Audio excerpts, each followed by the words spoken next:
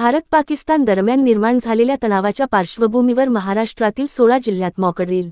भारत-पाकिस्तानदरम्यान निर्माण झालेल्या तणावाच्या पार्श्वभूमीवर केंद्र सरकारने देशभरात मॉकड्रिल आयोजित करण्याचा निर्णय घेतला आहे. केंद्रीय गृह मंत्रालयाच्या निर्देशानुसार बुधवार 7 मे 2025 रोजी महाराष्ट्रातही 16 शहरांत युद्धजन्य परिस्थितीतील तयारीसाठी मॉकड्रिल होणार आहे.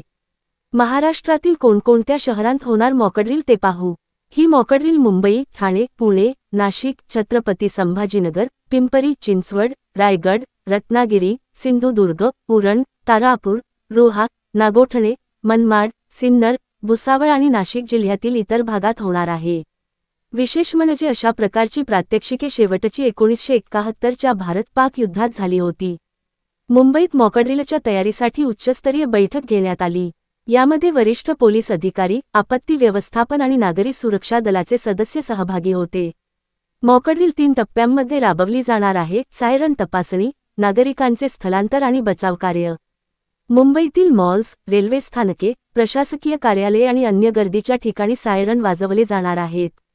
नागरिकांनी मॉकड्रिल दरम्यान घाबरू नये. सायरन वाजल्यावर 5 ते 10 मिनिटात जवळच्या सुरक्षित आश्रयस्थळी जावे. मोकळ्या जागांपासून दूर राहून घरात किंवा सुरक्षित इमारतीत प्रवेश करावा. अफवांवर विश्वास न ठेवता फक्त सरकारी सूचना ऐकाव्यात.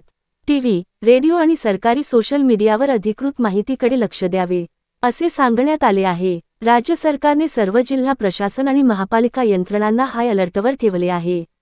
मंत्रालयात झालेल्या बैठकीत आपत्ती व्यवस्थापन संचालक सतीश खडके यांच्या अध्यक्षतेखाली आवश्यक निर्णय घेण्यात आले. नागरी सुरक्षा दलाचे संचालक प्रभात कुमार यांनी नागरिकांना शांत राहण्याचे आणि प्रशासनाच्या सूचनांचे पालन करण्याचे आवाहन केले. या मॉकड्रिलमध्ये जिल्हाधिकारी, पोलीस कर्मचारी, सिव्हिल डिफेन्स वॉर्डन्स, होमगार्ड्स, महाविद्यालयीन विद्यार्थी, एनसीसी, एनएसएस व नेहरू युवा केंद्र संघटन यांचा सक्रिय सहभाग असणार आहे. आपत्ती काळात नागरिकांचे प्रबोधन आणि तयारी यासाठी ही मॉकड्रिल महत्त्वाची ठरणार आहे.